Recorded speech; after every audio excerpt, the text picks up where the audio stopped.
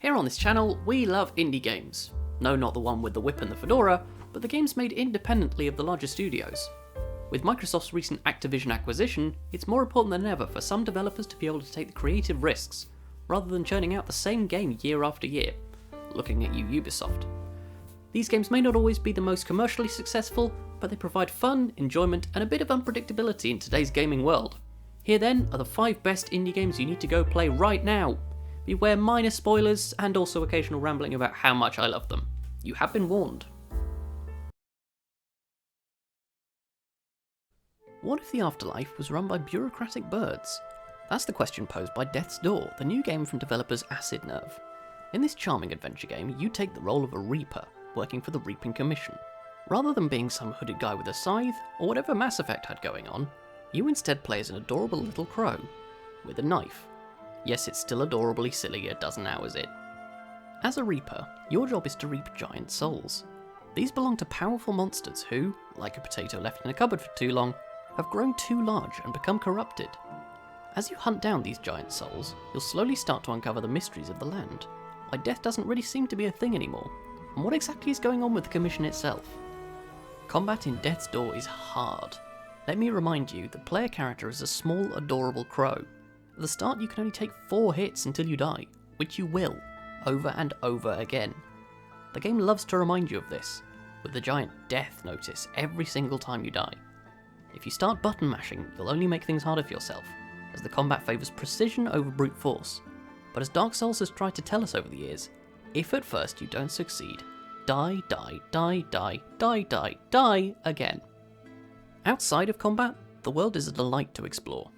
The levels are tightly designed, winding in on themselves to hide secrets and shortcuts.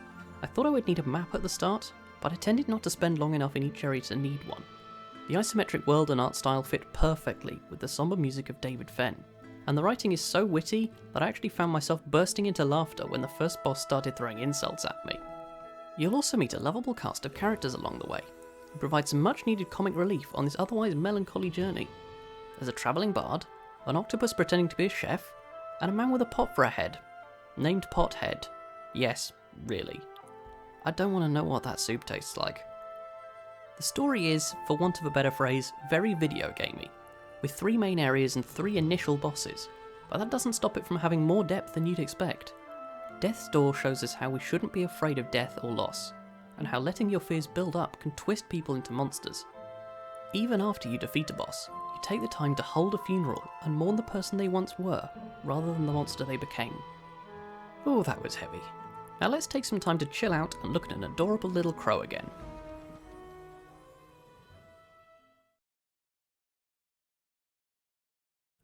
The developers of Loop Hero may have misunderstood the phrase core gameplay loop, but that hasn't stopped them from creating one of the most compelling games in recent memory. There are a lot of words to describe Loop Hero. Retro-inspired, roguelike, strategic, but the word that springs to mind more than any other is compelling. In Loop Hero, the world has been completely destroyed, and it's up to you to put it back together again. You do this by automatically walking around a looping path over and over again. Sounds simple, right? With each loop, the enemies get stronger, dropping better loot and tiles, but also become tougher to defeat. The loot is used to level up your character, fairly standard stuff, but the tiles are where the real strategy lies. Tiles are placed around the hero's path, and add a different effect to the current loop. A vampire mansion adds hungry vampires to the tiles next to it, or a mountain could increase the health of the player. I don't know how that works either. You can pause time to place tiles where you'd like them, giving you a bit of flexibility, and then resume time to let the hero continue on their journey. Because of the tiles and the almost idle game approach to gameplay, at times it can feel a little like a board game. Everyone else has their turn, and then it comes back to you for a decision every now and again. Most of your decisions come down to the risk-reward mechanics of the game. The risk comes when you want to take a break from the game. You can decide to rest at the camp whenever you pass it on the road. If you do this, then you bank the resources you've collected in the loop so far, but the loop then resets, and you need to start from scratch. This gives a just one more go feeling, and is part of what makes the game so addictive. Do you choose to bank what you have? Or do you risk just another run to get that extra wood you need to upgrade your camp? Camp upgrades provide powerful stat boosts and access to new tiles, so it's worth investing in some for these upgrades. You can also unlock new classes, such as the Rogue or the Necromancer, and I would 100% try and unlock these as soon as possible. more for the fun skeleton friends than any tactical reasons. However, in the late game it can feel a little grindy, often taking 2 or 3 good loops to find the right materials for the upgrades you need. Combat can be difficult as well, requiring a bit of luck to get the outcome you want. I've put nearly 50 hours into this game, and at the time of writing only just made it to the final boss for the first time. So yes, it can feel a little tricky. But that just gives me even more incentive to push through. Gaming is nothing without a good challenge after all. Loop Hero keeps offering me opportunities to stop, but why would I? Just one more go can't hurt, right?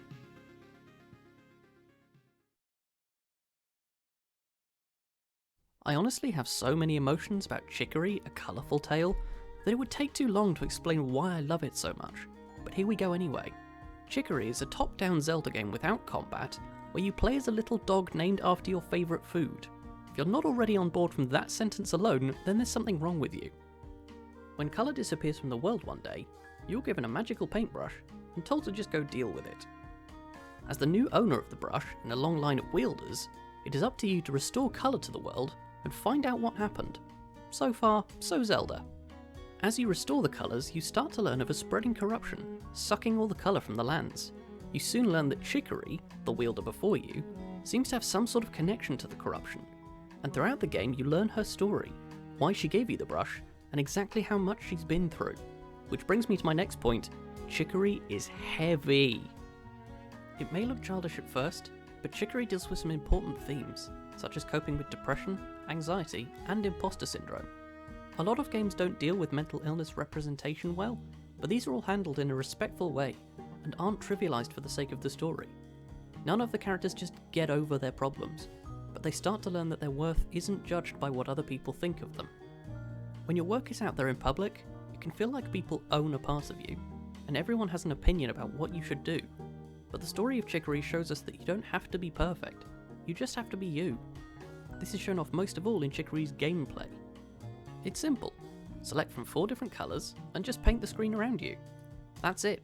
There's no progress bar, there's no way to fail. Just colour the world the way you want to. Colour-based puzzles and mechanics are used to progress to different areas, but these were never too difficult, and the game even provides an in-game helpline if you're getting stuck on one area. I have one recommendation for you, however. If you can, play the PC version. The mouse is so much easier to use than a controller. The PlayStation controls are just slightly too clunky for free painting, although I still managed to make my way through to the final boss of the game easily enough. Remember when I said Chicory didn't have combat? Well, it doesn't, but occasionally you'll have to face a boss, which are defeated by, you guessed it, colouring them. These managed to be memorable due to the change in mechanics and the incredible soundtrack, which goes for the whole game to be honest, and each one provided enough of a challenge that they felt earned. There is an option to skip the boss fights entirely if you don't want to ruin your chill colouring time, but the checkpoints are so generous that I wouldn't bother. As I said earlier, Chicory is a game about learning that it's okay to just be you, to make your own mark on the world no matter how big or small. To begin with, I didn't want to colour in everything, but after a while it felt like I was missing out. The game is so charming and well made that leaving it black and white just felt like an insult. This is a game that makes you care, even if you didn't realise you were doing it at the time. When I started tearing up during the final boss battle, I knew this beautiful, emotional little game had done its job well.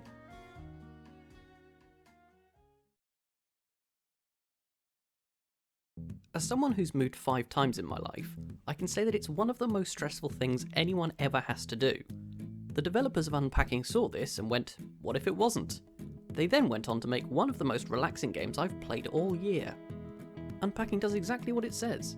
Each level has you move to a new place and unpack your belongings. This can be anything from a cuddly pig to a toaster.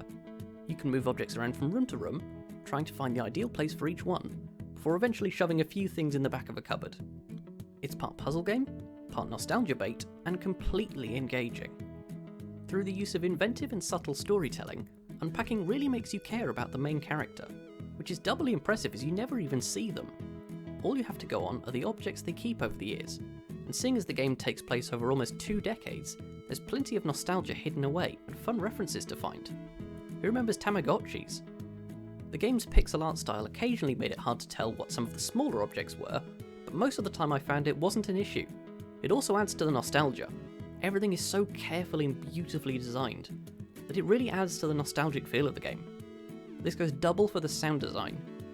The music is one thing. Composer Jeff Van Dyck has done a fantastic job of portraying separate emotional themes for each new house, but I can't talk about the sound without bringing up the Foley.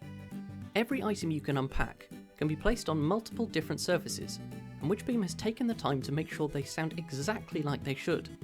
Placing an item on tiles, wood, or carpets all make different sounds, meaning there are literally thousands of audio files recorded for this game. Audio files that, let me remind you, are for unpacking your belongings. The word zen doesn't even begin to describe how this game makes you feel. This level of detail just shows how much care and attention went into this game. It's a labour of love from Witchbeam, and shows why we need more of these sorts of games. We need to remember that not all stories are Hollywood scale. Some are a little closer to home. Unpacking isn't a long game. I completed it in an afternoon, but that's long enough for the developers to get you emotionally connected to the character's journey. The game is impressively moving for a game that without words or faces. It still has buckets of charm. So if you want the gaming equivalent of a cozy blanket and a hot chocolate, play Unpacking. Right now. Trust me, you'll love every second of it.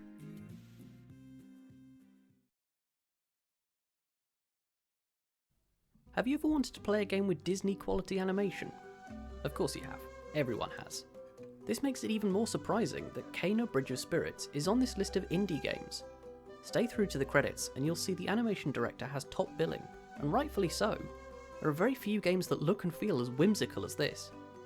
In Kena Bridge of Spirits, you play the titular Kena, a young spirit guide looking to climb a mountain to pay her respects at a shrine. Along the way she encounters other spirits that she must help cross over to the other side. Sometimes it involves moving speeches, sometimes it involves hitting them with a stick. Everyone's different, I'm not here to judge. Kena also receives help from the Rot, tiny forest spirits that aid her in both combat and traversal. These things are so cute that I'm honestly surprised and a little annoyed Ember Labs didn't sell plushies alongside the game. Look at their little faces, and you can give them hats. So cute. In contrast to the adorable Rot, most of the enemies in the game are gnarled and corrupted spirits, and at times can present a significant threat. The combat is deceptively difficult for such a cute game. The smaller enemies are easy to dispatch, but larger enemies can be much more difficult to defeat, requiring clever use of Kena's abilities and the Rot powers she unlocks throughout the story. Overall the combat balances out, but there are a few times where it feels more difficult than it should be. It may sound like I'm down on the combat, but it's only because I want to keep exploring and puzzle solving wherever possible. Traversal is just as much of a challenge as combat, and the game gives you some really fun tools to help you explore, especially the bow. I had such a smile on my face the first time I realised Kena's bow would let me teleport to solve certain puzzles, and I kept smiling every single time Kena unlocked a new ability.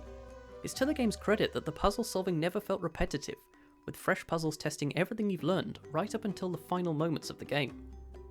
The message behind Kena Bridge of Spirits is about learning to let go and move on, and whilst the story could have been expanded on in some cases, Kena herself is a bit of a blank slate, there is enough charm and depth to carry the story to the end. The soundtrack is also so beautiful and moving that I insist you go listen to it as soon as this video is ended. Seriously, it's just amazing.